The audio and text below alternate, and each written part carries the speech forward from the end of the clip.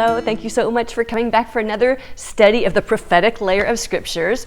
And today we're going to talk about something that happened in Luke chapter 10.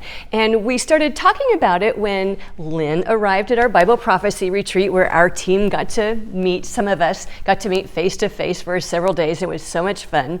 Well, one of the things she mentioned was that in Luke chapter 9, when the 12 were sent out to heal the sick and cast out demons, they come back to Jesus and report what they did. And he's like, okay, then other things happen. And then it's Luke chapter 10, Jesus sends out the 70.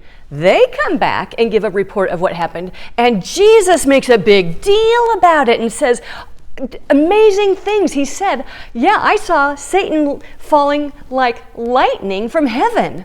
And then he said, be grateful that your names are written in the book of life and in heaven. And so we got wondering, why did Jesus make a big deal about the 70 coming back and reporting to him, and not so much about the 12 when they came back and reported to him? I mean, you can go back and read the account. It's absolutely remarkable once you point this out. And when Lynn began to mention that, we're thinking, oh my goodness, there is a mystery here we've got to figure out. There's a pre-trib rapture of the bride, a mid-trib rapture of the church, and then a post-trib rapture of sorts, a sideways rapture, a snatching of the gleanings, the remnant, and it's the parable of the wheat and tares. Now, the 12 that Jesus sent out represents the pre-trib rapture of the bride.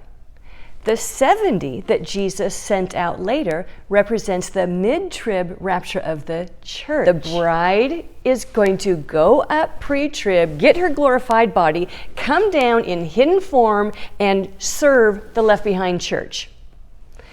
All right, then at mid-trib, the church is raptured up, and what is the first thing they do? What is the first thing on their to-do list? Well, we learn it from Revelation chapter 12. They kick the dragon, the serpent, Lucifer, out of the heavenlies and the remaining 2/3 of his angels, his wicked angels. The Ephesians 6:12 wicked rulers, powers, and principalities, they are going to be thrown down by the church, because that's the job of the church. They are a militarized government, and they will be completing the second thing on the Father's to-do list. They have the authority to throw the serpent and his wicked angels down to earth. See, Michael and his angels don't have that authority. They're not humans. They were not given kingship over the earth.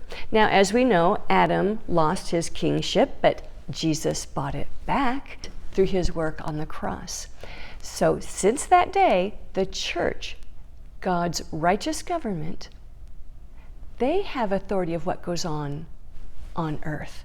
Well, in order to kick Lucifer and all of his wicked angels out of heaven and down to earth, that's one of the many purposes for the mid-trib rapture of the church. Okay, something else Jesus said when the 70 came back and gave that report to Jesus, and he said, yeah, I saw Satan fall like lightning. Well, yeah, that is the red dragon being thrown out of heaven in Revelation chapter 12.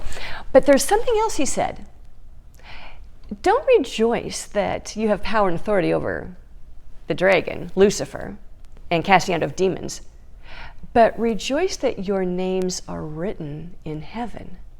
Oh, well, that's because to the church in Sardis, one of the 7 letters which are written to the left-behind church, it is written that those who overcome, Jesus will not blot their names out of the book. So that's why he was telling the 70, rejoice. The reason why they got raptured or resurrected from the dead at mid-trib is because their names were written in the book of life. Okay, now I have a lot more to share about this whole scene here with the 12 and the 70, but I'm going to save that for other videos so that you can now study through those passages and double check our work here. And of course, we love it when you guys share your amazing percolations in the tab because you're part of the team. So I'll talk to you later. Bye.